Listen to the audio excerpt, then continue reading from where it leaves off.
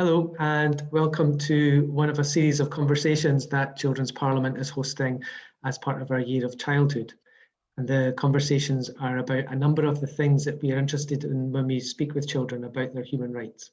So we talk about kindness and empathy and trust, the idea of human dignity, and all these things underpin the experience of rights-based relationships. And when we have these conversations, children always talk with us about happiness. About being healthy, happy, and safe. It's a thing that they bring up, a thing that they seem to grasp intuitively, but we'll find out a wee bit more about that. And joining me today is Dr. Neil Thin from Edinburgh University. Welcome, Neil. Good morning. Thank you very much for taking part. So, Neil, as you know, we are an organisation interested in children's human rights and the idea, the experience of childhood. So would you mind just to start telling us a wee bit about your own childhood? So I grew up in South Edinburgh. I was very lucky to have a very privileged childhood. I had three brothers, which I think helps to have siblings around you.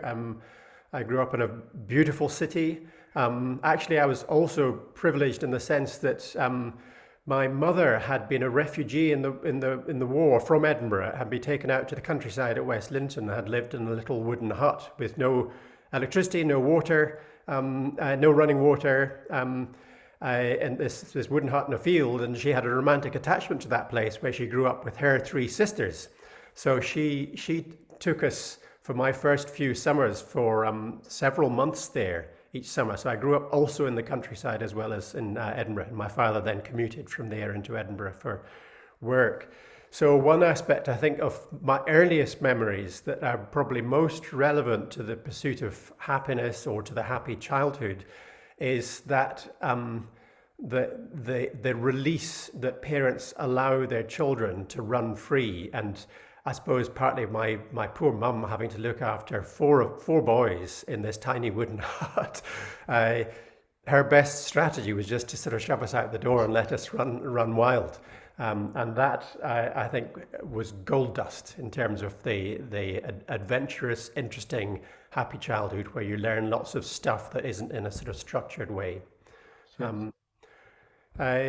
What else about childhood? Well, schools, I suppose, are very important for childhood, and I was in tough schools that were very, very strict in some ways. There were also, I suppose, one unhelpful thing for me was they were all boys' schools. So there were single-sex schools that was more common in those days, in the 60s.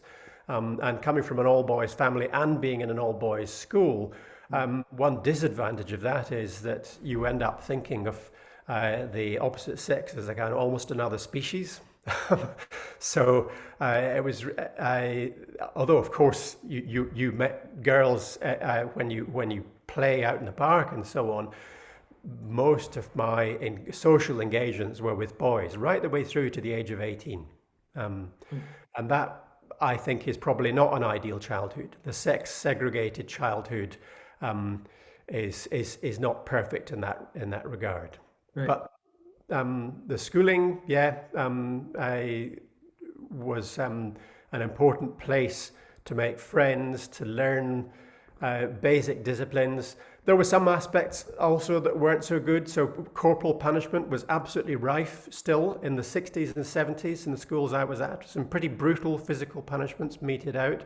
And I'm very, very glad we don't have that now. Other things that weren't ideal, I think, for example, an important thing that schools do for children is to facilitate competition. I don't think there's any harm in competition in childhood.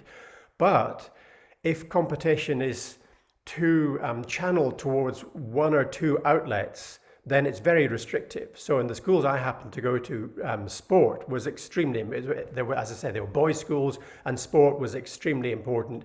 And the sports at the schools I happened to go to, rugby was absolutely paramount. And so if you weren't competitive at rugby, and I certainly wasn't at all built for that, it was pretty miserable. Your avenue for achieving competitive status was very restricted.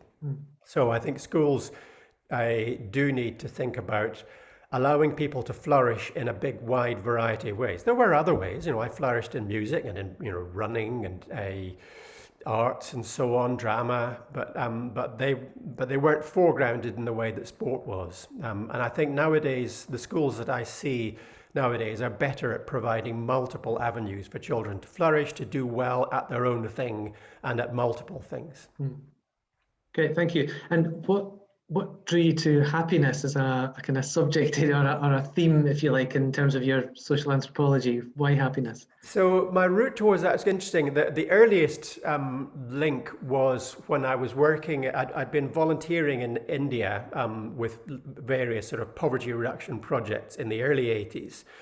And I wanted to do a PhD in anthropology, but I wanted to sort of withdraw and not make it all just about suffering. So I lived with forest people for 2 years, and these were among the objectively the poorest people in the whole world. Their infant mortality rate was absolutely appalling. They had very high rates of TB, which is a very debilitating disease.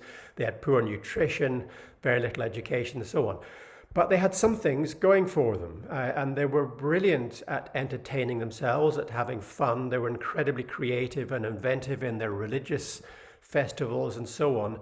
And so I learned some life skills during those 2 years that were absolutely wonderful for me, about the ability to get on with other people, to make entertainment out of just whatever's around you, and to cope with extreme suffering, but in dignified ways. So I also, after that, had a hankering for making happiness a more explicit topic in anthropology. But for the next 15 years or so, I was mainly working on human rights, which in the way that I was working was essentially mainly about human wrongs, actually, to be honest. I was working around lots and lots of different countries around the world promoting human rights, but it was mainly focused on things that go wrong with people's lives. Likewise, poverty reduction. It's a terribly important thing to do, but it was mainly focused on things that go wrong. So eventually I reached an age, early 40s, when I felt that most people around the world don't just aspire to have their rights respected, and they don't just aspire to escape from poverty, they actually aspire to live really well. They want to flourish, they want to enjoy their lives, they want to have loving relationships, they want to laugh, they want to have fun. And these things matter at least as much as the escape from poverty and the avoidance of brutality. So, and I realized suddenly that the disciplines that I worked in, particularly anthropology and international development studies, had remarkably little to say about happiness. It was kind of a taken for granted thing lurking in the background that you weren't really supposed to be explicitly interested in. So since then, for the last 15 to 20 years, I've spent most of my attention on learning about happiness from lots of different disciplines: philosophy, psychology, sociology, anthropology, and trying to put that all together to help people take an active interest, not just in their own happiness, but also in other people's happiness. How do people respond when you say you study or you explore happiness? Do people understand? So it's changed actually in the last 20 years. There's been a very rapid change in that. So around the turn of the century, when I was beginning to, if you like, come out as a happiness researcher, I would drop this, to close friends. I would trust them and say, look, I'm thinking of turning myself into a happiness scholar. And invariably people would laugh. It was funny then. And I would say, well, there are a couple of people. There's the bloke in the States, a psychologist who measures happiness, and there's a social psychologist in Amsterdam who runs the World Database of Happiness Studies. There are people who do it, so it's a thing. And so I want to do this for anthropology. So I became gradually more and more confident, and I've run the world's pretty much the only course on the anthropology of happiness for the last 16, 17 years now. But now happiness is a very explicit area of study. Some people call it well-being, and I think those two are very closely related. I don't much mind whether it's called well-being or happiness. But it's an area of study in just about all disciplines. So you have geographies of happiness, economics of happiness, happiness in education studies, architecture of happiness. People studying urban planning think about the happiness and well-being of citizens and how the layout of streets and buildings affects that, and so on. So it's become much more acceptable as a discipline. Yeah. It's interesting you're saying that kind of connection with well-being, which is quite common language in terms of the work that we do in government policy. You know, people talk about children's well-being, and there's a framework for it and outcomes, and it can be measured and all that kind of thing. And it's a bit like the conversation we've had in this series around love. Yes. About whether people think something like love or something like happiness is a bit soft, it's a bit airy-fairy. Yes. You'd rather make it sound scientific by calling it well-being. So love's to me. Yeah. So two things. I mean, love is quite close to happiness in that it's one of those words that makes your heart beat. You know, makes your heart beat faster, and you kind of know that it happens. But if you're a sort of stuffed shirt type and are worried about your professional dignity, you might avoid the term love or the term happiness because you think they're a bit squidgy and touchy-feely. Again, I don't think that's the case now in the way that it was 20 years ago. So 20 years ago, I was giving a talk on, you know, really grand sort of speech on what development is for at the World Bank in Washington. And a sea of people, basically mainly men in suits, white shirts and ties and posh suits. And they were expecting kind of hard-nosed talk about what social development is. And I said, the first thing I said was, it's mainly about love. And I thought that would be a kind of grenade in the room, and then they would all fall back and be amazed and shocked. And they actually weren't really. They were delighted that somebody was using that language in the World Bank because they knew it mattered. And they knew that we need to find ways of talking and promoting things that we ultimately value. So that then expanded into love and happiness. And then I became a happiness scholar. Regarding well-being, I've no objections to the term. In fact, I've just written a book on social well-being. But it's not a term, is it, that makes your heart thump? We don't sing songs about well-being. You'll be hard pressed if you go on iTunes. You won't find songs about well-being. You find hundreds of wonderful songs about happiness and love. Yeah, and that's because we care so deeply about those things. Yeah. So yeah, I don't think we've ever heard a child in the work we do talking about well-being, but they certainly talk about happiness. Yes. A lot. Yeah. So yeah, thinking a wee bit about childhood, what do you think happiness has got to do with a good childhood? So happiness in childhood is a really interesting way of thinking. Thinking about happiness is really interesting to look at in relation to the life course. So around the world, it's very, very common when you first start conversations about happiness in different cultures for people to say, oh, well, happiness is something that happens in childhood, right? It's associated with being carefree and living for the moment and having cheerful, exciting activities and so on. So sometimes adults will say happiness really belongs in childhood. And in some cultures, they're even very stern about this and say, as an adult, you should be more grown up than that. You should have grown out of the need for happiness. You should just be getting on with practical affairs. So there's sometimes a contrast made between the carefree, happy childhood and the happy adulthood. I think now in the modern West and in many parts of the world, we're moving into a new phase where we recognize that the pursuit of happiness, including childlike carefree happiness, but also including perhaps more complex forms of happiness, like the pursuit of skills or the pursuit of interesting hobbies and so on. We're moving into an era when more and more of us think of happiness as something that we ought to pursue lifelong, and we should think about and we should have conversations about, and that is a suitable thing for a grown-up to be interested in. And that's, I think, a good change. Yeah. And so we have, you know, in our national performance framework, all these very formal things, we have this national outcome that says that we should do all we can to ensure our children grow up in, an atmosphere of happiness, love and understanding. But I'm also wondering what can a country, what can a state do in terms of happiness, whether it's for children or for any citizen? For that, is it the business of the state? So I think it's absolutely the business of the state to foster consideration of happiness, to get us talking about happiness. One of the things I'm often asked about happiness studies is, well, the thing that people most notice is that states around the world are measuring their citizens' happiness. And they simply present a survey question, say, taking your life as a whole on a scale from 0 to 10, with 10 as your best possible life and 0 as your worst possible life, where are you? Yeah. So that measuring happiness has its uses, but and we now have, of course, a World Happiness Survey with results from most countries in the world, so we can look around the world and see how happy people think that they are in these different countries. And I think that's a useful step, but the far more important benefit beyond the results of those surveys is the fact that these surveys have got people talking about happiness. And that's why I say in all these different disciplines, if you're running a sports organization or an arts organization, you're not just talking about making the sport happen or putting the pictures on the wall of the gallery.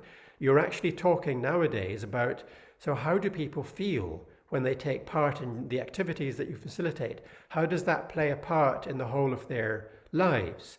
Schools, likewise. When I first started looking at happiness in schools, there was absolutely almost zero research on the happiness of pupils. I mean, it was really extraordinary 20 years ago how little there was around the world. It was mainly about making schooling happen and getting the results, getting children into school and getting them to pass some exams. And that has changed really dramatically. And I think the state has played a role in that, not by forcing schools to measure happiness or forcing schools to judge themselves on how happy their pupils are. That would count as state interference in my book. But by just reminding educationalists and people in lots of different walks of life that what ultimately matters is not how fast the economy is growing or how little crime there is, but really how happy people live, how people think they are, and how much attention they pay to one another's happiness. And by the way, that's another thing I think is really worth bringing into this conversation is thinking and talking about happiness is not just about our own feelings and how well we think our lives are going. They can be almost entirely about other people. To think altruistically in a kindly way about other people's lives requires you to think about what makes them happy and what a good life would look like for them. And once you start thinking that way, you recognize that that your own happiness is really tied up in other people's happiness. They're not really separable things. So as a parent, your happiness consists in the happiness of your children, and vice versa. As a child, your happiness consists to a large extent in your parents' happiness. And beyond that, similarly, in a school, it's the happiness of the school, in the school climate, that either makes children happy or not. So social happiness is a really important consideration. And there, I think the state's main role is just to keep that in the conversation, not to legislate, not necessarily even to measure, just keeping it in our viewfinder.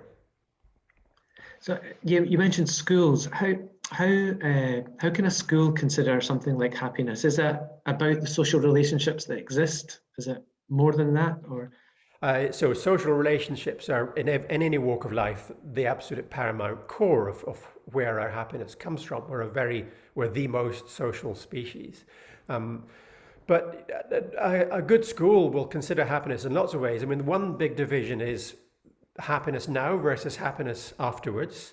So, for example, schools need to think about not just having a really cheerful school where all the children laugh and play all the time, because that might be no use for later life. So they do need to think about children's happiness later. So, and that's why, for example, excellence, the pursuit of excellence, and helping children learn to pay attention, sustained attention over a period of months to a topic, those things matter for later life.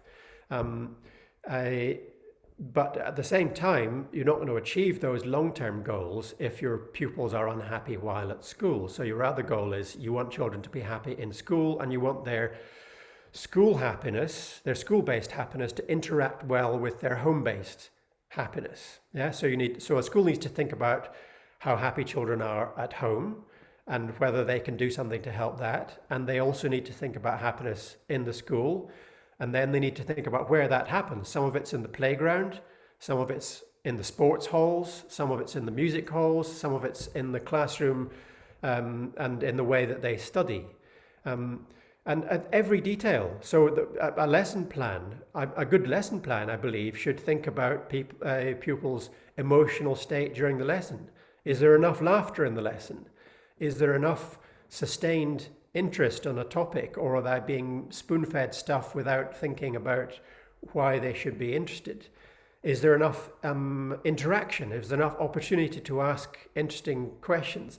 These things matter for the happiness here and now, but they also matter for the longer-term happiness that accrues from the habits, if you like, the habits of happiness that people can acquire during schooling. So schooling, amongst everything else, has been kind of obviously impacted in the last year through the pandemic. And have you noticed, or however, either perceptions of happiness or pursuit of happiness, or how have these things been affected over the last year, do you think? So clearly it's been a devastating year for children of all ages and in lots of ways. And I don't think we can get away from recognizing that. It's been wonderful how quick schools have responded with creative forms of teaching. And I think longer run, there's a likelihood that some of the forms of teaching that have happened during the lockdown periods, when children were excluded from school, separated from one another. Some of the learning habits, some of the learning tools will be useful later on. But probably the biggest longer term benefit, we will recognize the importance of the social life of children and the social life in schools, having realized, fortunately, it looks as though we've only lost it for a year or so, or less than that. But we can now learn to cherish it, and constantly work on the value of the social life in schools. I'm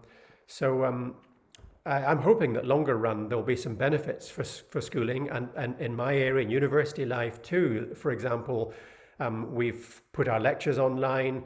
We realized that online learning is nowhere near as good as actual face-to-face learning in groups or in classrooms.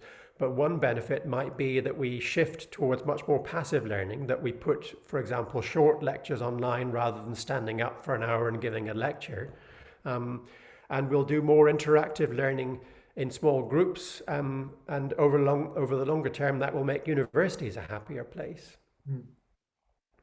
So we're coming towards the end of our time, and I suppose a question for us is about conceptualizing any of these things, kindness, love, any of these things as a right. Where do you kind of sit in that kind of thinking? As I mentioned, I come from a rights background, and one of the conscious steps that I took when I switched towards happiness was a shift away from rights talk. Not that I think it's harmful in itself, it's just that I think that on its own, it tends to steer us towards looking at wrongs. It's one of the great paradoxes of the human rights movement. It's wonderful to declare, after the Second World War, that for the first time in humanity's existence, it may become possible in our lifetimes to facilitate basic human rights for all of humanity. So that's, beautifully aspirational. And for that reason alone, I think rights talk has a real value.